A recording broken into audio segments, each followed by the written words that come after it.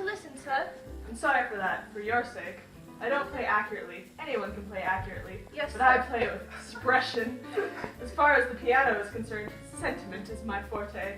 I keep science for life. Yes, sir. And speaking of the science of life, have you got the cucumber sandwiches cut for Lady Bracknell?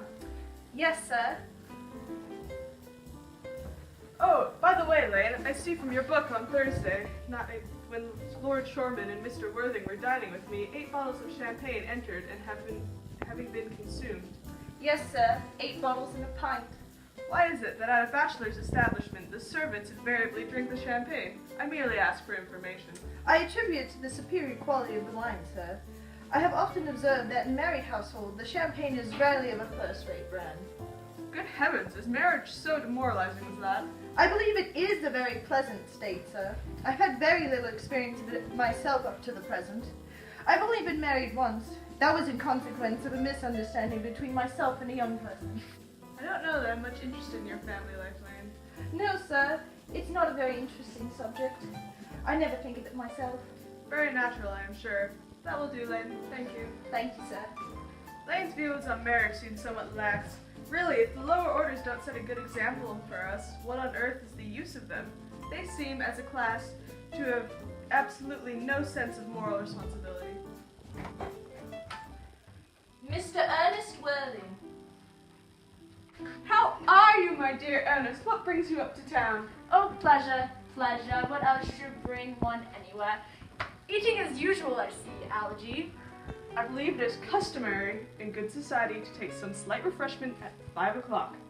Where have you been since late Thursday? Oh, in the country. What on earth do you do there?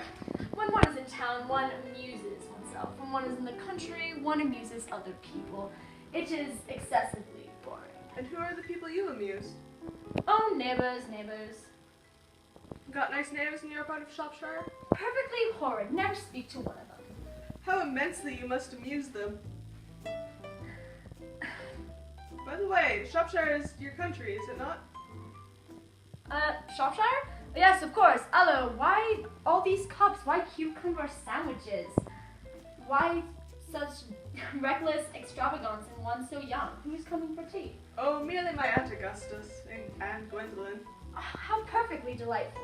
Yes, that is all very well, but I'm afraid Aunt Augusta won't quite approve of you being here. May I ask why? My dear fellow, the way you flirt with Gwendolyn is perfectly disgraceful. It's almost as bad as the way Gwendolyn flirts with you. I am in love with Gwendolyn. I have come up to town expressly to propose to her. I thought you would come up for pleasure. I call that business. How utterly unromantic you are. I don't really see anything romantic in proposing. It is very romantic to be in love, but there is nothing romantic about a definite proposal. Why, one may be accepted, and one usually is, I believe, and all excitement is over. The very essence of romance is uncertainty. If I ever get married, I'll certainly try to forget that fact. I have no doubt about that, dear Algie. The divorce court was specially invented for people whose memories are so curiously constituted. Oh, there's no use speculating on that subject. Divorces are made in heaven. Please don't touch the cucumber sandwiches. They were ordered especially for Aunt Augusta. Well, you have been eating them all this time. A different matter. She is my aunt. Have some bread and butter. The bread and butter is for Gwendolyn. Gwendolyn is devoted to bread and butter. And very good bread and butter it is, too. Well, my dear fellow, you need not eat as if you were going to eat it at all.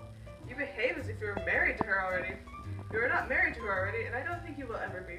Why on earth do you say that? Well, in the first place, girls never marry the men that they flirt with. Girls don't think it right. Oh, that is nonsense. It isn't. There's a great truth. It accounts for the extraordinary number of bachelors one sees all over the place. In the second place, I don't give my consent. Your consent. My dear fellow, Gwendolyn is my first cousin, and before I allow you to marry her, we need to clear up the whole question of Cecily. Cecily, what on earth do you mean? What do you mean, Algie, by the name of Cecily? I don't know anyone of the name of Cecily. Bring me that cigarette case Mr. Worthing left in here, in the smoking room last time he dined here. Yes, sir.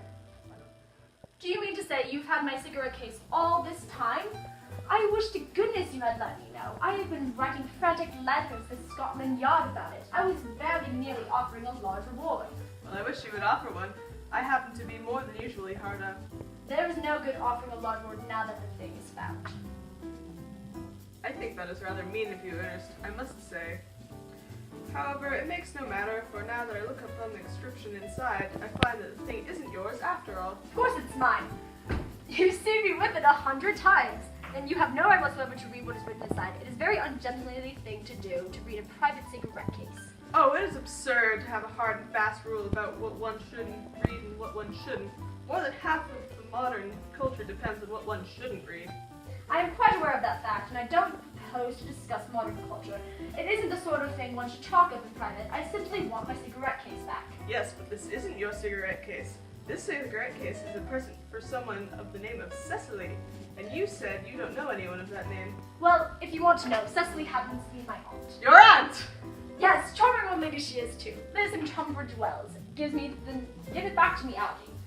But why does she call herself Little Cecily if she is your aunt and lives in Tunbridge Wells? From Little Cecily with the fondest love. My dear fellow, what on earth is there in that? Some are tall, some aunts are tall, some aunts are not tall. That is a matter that surely an aunt may be allowed to decide for herself. You seem to think that every aunt should be exactly like your aunt. That is absurd. For heaven's sake, give me back my cigarette case. Yes, but why does your aunt call you her uncle? From Little Cecily with the fondest love to her dear Uncle Jack. There is no objection, I admit, to an aunt being a small aunt, but why an aunt, no matter what her size may be, should call you her own nephew, her uncle, I can't make out. Besides, your name isn't Jack at all. It's Ernest. It isn't Ernest, it's Jack. You have always told me it was Ernest. I have introduced you to everyone as Ernest. Your answer to the name of Ernest. You look as if your name were Ernest. You're the most earnest-looking person I ever saw in my life. It is perfectly absurd for you to say that your name isn't Ernest. It's on your card. Here is one of them. Mr. Ernest Worthing, B4, The Albany. I'll keep this as proof your name is Ernest if you ever attempt to deny it to me, or to Gwendolyn, or to anyone else. My name is Ernest in the town and Jack in the country, and the cigarette case was given to me in the country.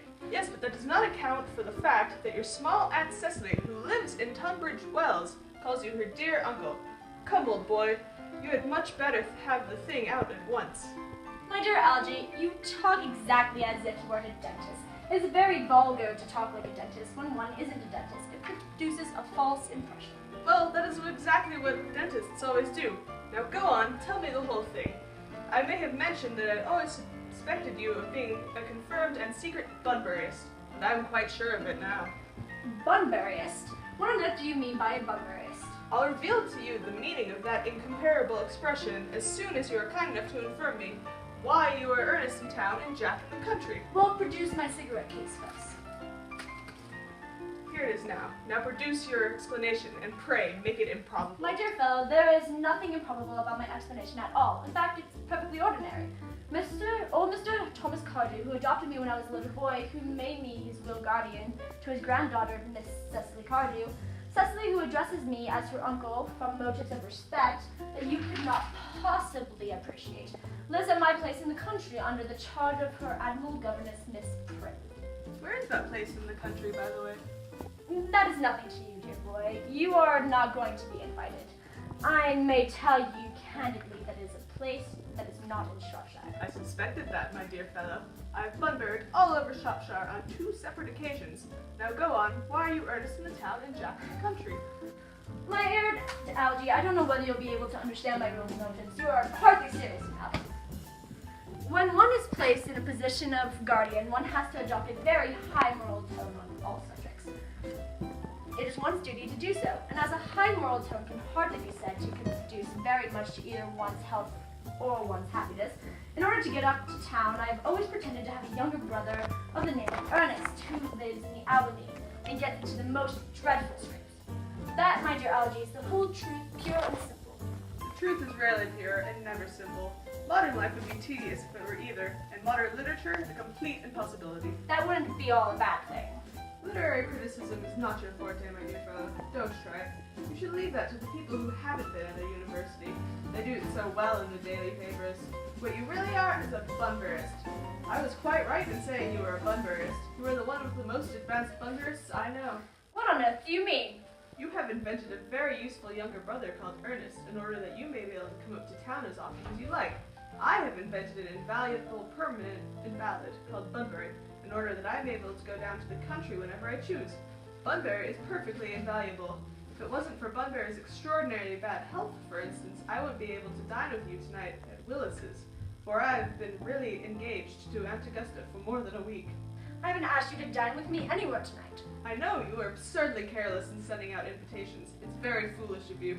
Nothing annoys people so much as not receiving invitations. You had much better dine with your Aunt Augusta. I haven't the smallest intention of doing anything of the kind. To begin with, I dine there on Monday, and once a week is quite enough to dine with one's own relations. In second place, whenever I do dine there, I am always treated as a member of the family and sent down with either no women at all or two. In the third place, I know perfectly well whom she will place me next to tonight. She will place me next to Mary Farquhar, who always flirts with her own husband across the dinner table. That is not very pleasant. Indeed, it is not even decent, and that sort of thing is enormously on the increase. The amount of women in London who flirt with their own husbands is perfectly scandalous. It looks so bad, and simply washing one's clean linens in public. Besides, now that I know you to be a confirmed Bunburyist, I naturally want to talk to you about Bunbury. I want to tell you the rules. I'm not a Bunburyist at all. If Gwendolyn accepts me, I am going to kill my brother. Indeed, I think I'll kill him in any case. Cecily is a little too much interested in him, and he's rather a bore. So I am going to get rid of Ernest. And I strongly advise you to do the same with your invalid friend who has this absurd name. Nothing will induce me to part with Bunbury, and if you ever get married, which to me seems extremely problematic, you will get very glad to know Bunbury. A man who marries without knowing Bunbury is in for a tedious time of it. That is nonsense.